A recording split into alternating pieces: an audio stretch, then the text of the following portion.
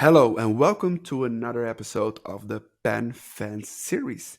In this series, we ask pen fans three fountain pen related questions. In this episode, wait, before I talk about this episode, if you haven't subscribed to our YouTube channel yet, make sure to do that right now because on this episode, we have an amazing guest. It is Sarj Minhas. It is the one man pen show, and he has like half of the pens of the entire world. So it's great to talk with him about it. And we have just three questions for him. Let's start right away with the first question. Sash, how did you get into fountain pens? Well, I've as far back as I can remember, I've always liked fountain pens. When I was back at school, they've always fascinated me. So I've always been an enthusiast in that way. Whenever it was a birthday or anytime I was asked for a gift, it would be for a pen.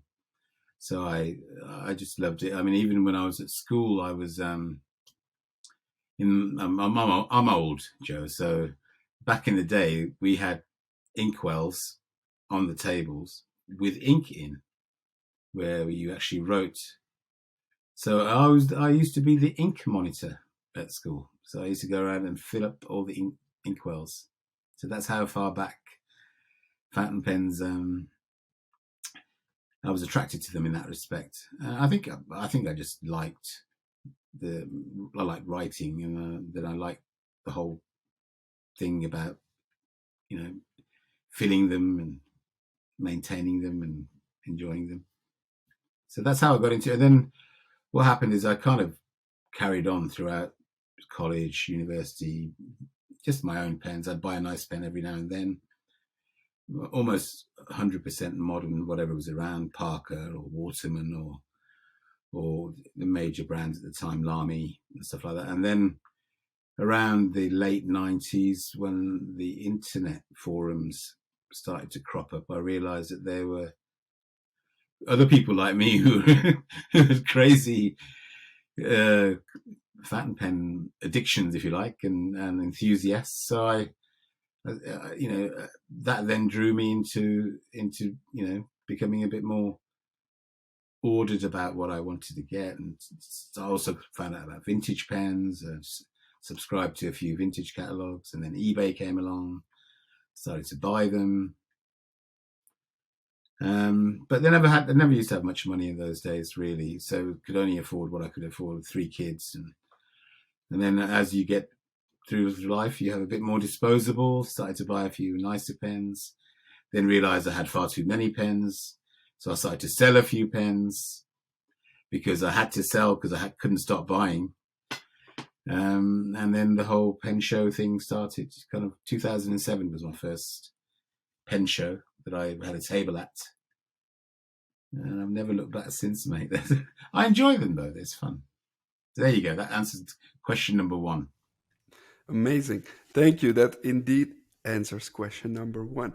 I didn't know you only started in 2007. That's something new to me. No, the pen All right. shows, yeah. But I mean, I've been Yeah. collecting for, well, all my life, really. But I mean, certainly since the mid 90s in a kind of a relatively serious fashion. So that's what, getting on for 30 years. Yeah.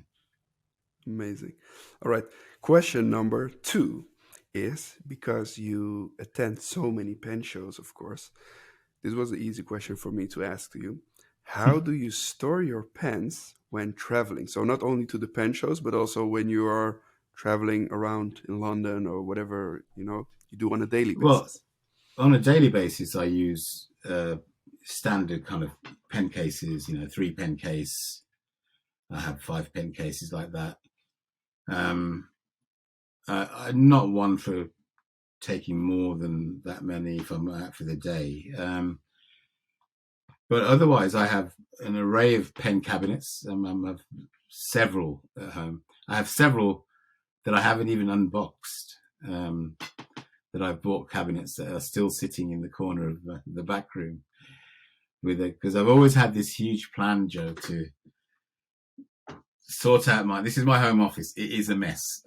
Luckily, you can just see the mess behind me, probably, all this But there is a project there at some point. So I store them in cabinets, and when we travel to pen shows, it's generally, I used to have a lot of the folders, but they tended to, you can't leave your pens in those folders very long. Sometimes the trim starts to corrode, or for whatever reason. So we had some pen rolls, custom pen rolls made up.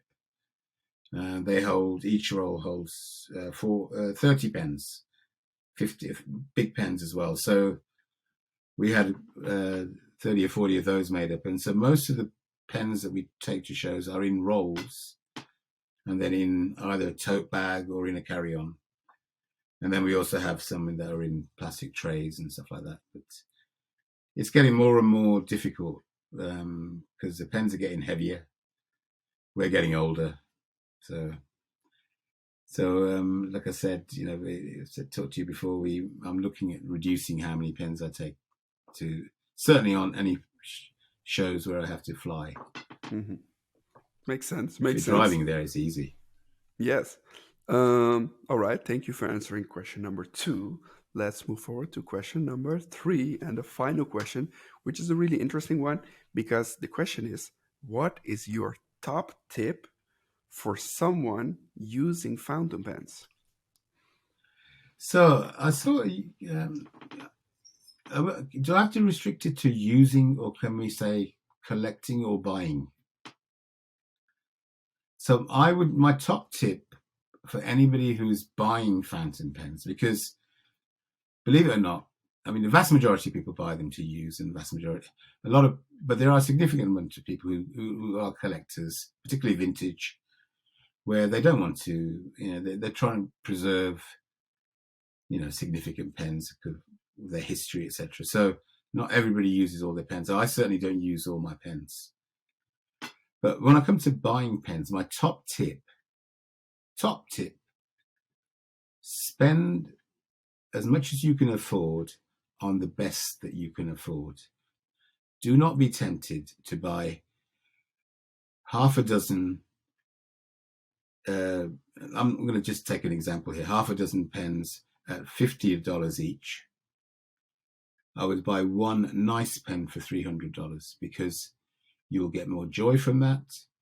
You'll have a little bit of value retention because you'll get bored with it and you'll want to sell it. And it's much easier selling a nice pen than it is selling 6 average pens. That is my top tip, because anybody comes around, and everybody's welcome to come around and have a look. I have got drawerfuls of stuff which I've accumulated over the years, which I've maybe filled once, bought it because it looked nice, and it's still there. I mean, I'm going to have to do something with them. The plan was to give them away and stuff like that. So that would be my top tip. Amazing. That's a great tip, Sarj. Yeah. Everybody, thank you so much. Sorry? That's it. Always buy the best you can afford. Really important. Mm-hmm. Everybody, thank you so much for watching. Make sure to subscribe to our YouTube channel. And next week, we have another pen fan series with another pen fan. Bye-bye. Bye. Thanks.